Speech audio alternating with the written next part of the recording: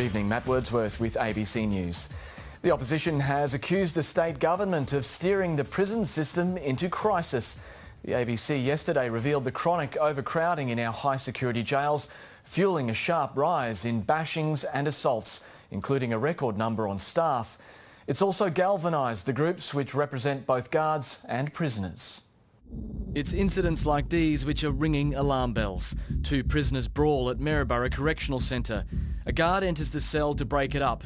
Another goes to help but is grabbed from behind and wrestled against a ping pong table. He tries to regain control, pushing the aggressor away, but inmates circle. Finally, help arrives to tackle the prisoner to the ground.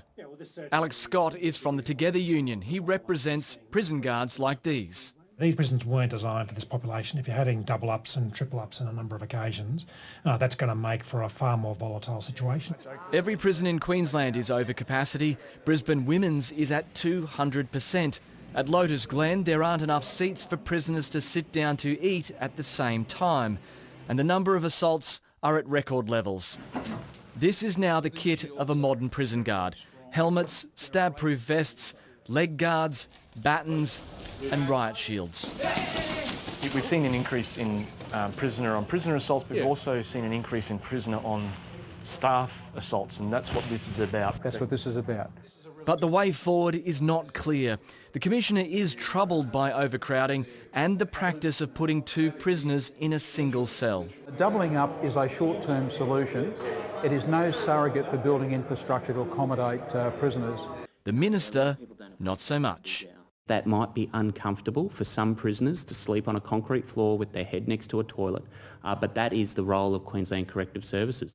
The Commissioner and the Police Minister are obviously not on the same page. It clearly shows that the prison system here in Queensland is in crisis.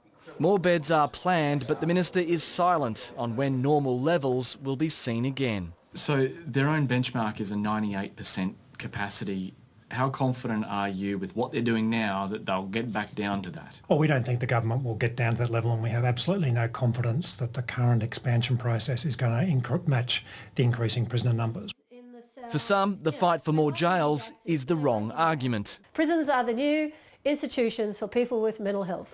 The government's own figures show 7 of its prisons spent $650,000 last year on psychiatric medication, more than many major hospital and health services. The Sisters Inside Prisoner Support Group says dealing with mental health on the outside would go a long way to stopping so many ending up in here.